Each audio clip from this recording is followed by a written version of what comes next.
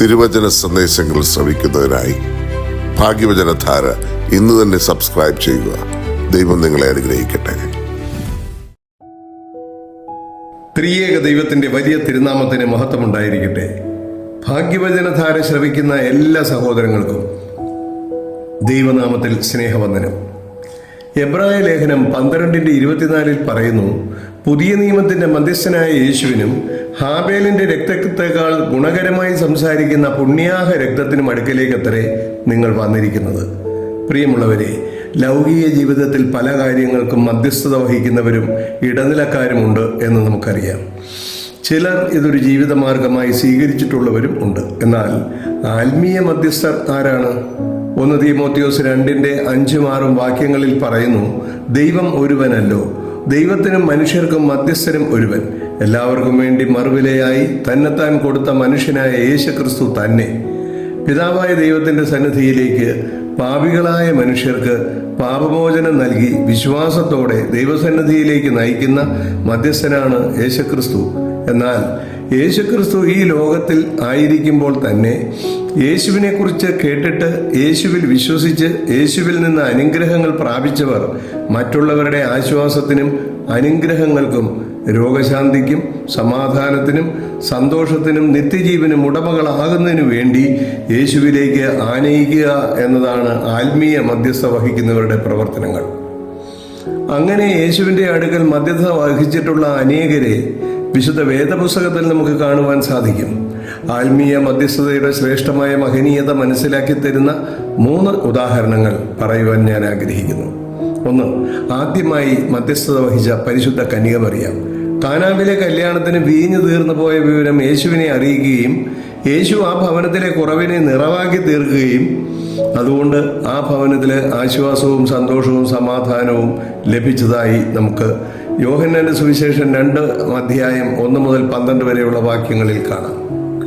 രണ്ടാമതായി, പക്ഷവാതം പിടിച്ച് കഠിനമായി വേദനപ്പെട്ട് വീട്ടിൽ കിടക്കുന്ന ബാല്യക്കാരന് വേണ്ടി ശതാധിപൻ യേശുവിനോട് അപേക്ഷിച്ചു. ശതാധിപന്റെ യേശുവിലുള്ള ആഴമായ വിശ്വാസം കണ്ടിട്ട് യേശു അതിശയിച്ചു പിൻചെല്ലുന്നവരോട് പറഞ്ഞു, ഇസ്രായേലിൽ കൂടി ഇത്ര വലിയ വിശ്വാസം കണ്ടിട്ടില്ല എന്ന് സത്യമായിട്ട് ഞാൻ നിങ്ങളോട് പറയുന്നു. യേശു ശതാധിപനോട് പറഞ്ഞു, നീ വിശ്വസിച്ചതുപോലെ നിനക്ക് ഭവിക്കട്ടെ, നീ പൊയ്ക്കൊള്ളുക എന്ന് പറഞ്ഞു. ആ നാഴികയിൽ തന്നെ അവൻ്റെ ബാല്യക്കാരന് സൗഖ്യം വന്നു. വിശുദ്ധ മത്തായിയുടെ സുവിശേഷം 8 മുതലുള്ള വാക്യങ്ങളിൽ നമുക്ക് കാണാം.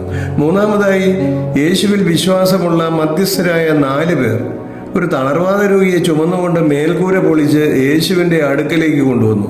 യേശു തളർവാദ രോഗിക്ക് പാപമോചനം നൽകി അനുഗ്രഹിച്ചു. രോഗി സൗഖ്യം പ്രാപിച്ചു. ഇത് വിശുദ്ധ മർക്കോസിന്റെ സുവിശേഷം 2:3 മുതലുള്ള വാക്യങ്ങളിൽ കാണാം. പുരുഷാരം, മുടന്തർ, കുരുടർ, ഊമർ, ഊനർ മുതലായവരെ പലരെയും യേശുവിൻ്റെ അടുക്കൽ കൊണ്ടുവന്നു. യേശുവിൻ്റെ കാൽക്കൽ വെച്ചു. യേശു അവരെ സൗഖ്യമാക്കി.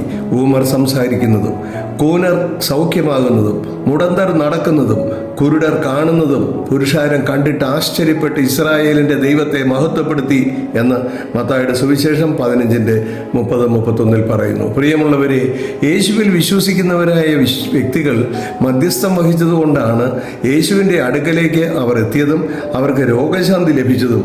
അങ്ങനെ വിവിധ തരത്തിലുള്ള ബന്ധനാവസ്ഥയിലായിരിക്കുന്ന വ്യക്തികൾക്ക് അനുഗ്രഹം ലഭിക്കുന്നതിനായി അവരെ നിസ്വാർത്ഥ മനോഭാവത്തോടും പ്രാർത്ഥനയോടും കൂടി യേശുവിൻ്റെ അടുക്കിലേക്ക് നയിക്കുന്ന പ്രവൃത്തിയാണ് ആത്മീയ മധ്യസ്ഥത. ആകയാൽ നിങ്ങൾ പുറപ്പെട്ട് പിതാവിൻ്റെയും പുത്രൻ്റെയും പരിശുദ്ധാത്മാവിൻ്റെയും നാമത്തിൽ സ്നാനം കഴിപ്പിച്ചും ഞാൻ നിങ്ങളോട് കൽപ്പിച്ചതൊക്കെയും പ്രമാണിപ്പാൻ തക്കവണ്ണം ഉപദേശിച്ചും കൊണ്ട് സകല ജാതികളെയും ശിഷ്യരാക്കിക്കൊള്ളുകയും ഞാനോ ലോകാവസാനത്തോളം എല്ലാ നാളും നിങ്ങളോട് കൂടെ ഉണ്ട് എന്ന് അരുളി ചെയ്തു. വിശുദ്ധ മത്തായിയുടെ സുവിശേഷം 28-19-20 വാക്യങ്ങൾ.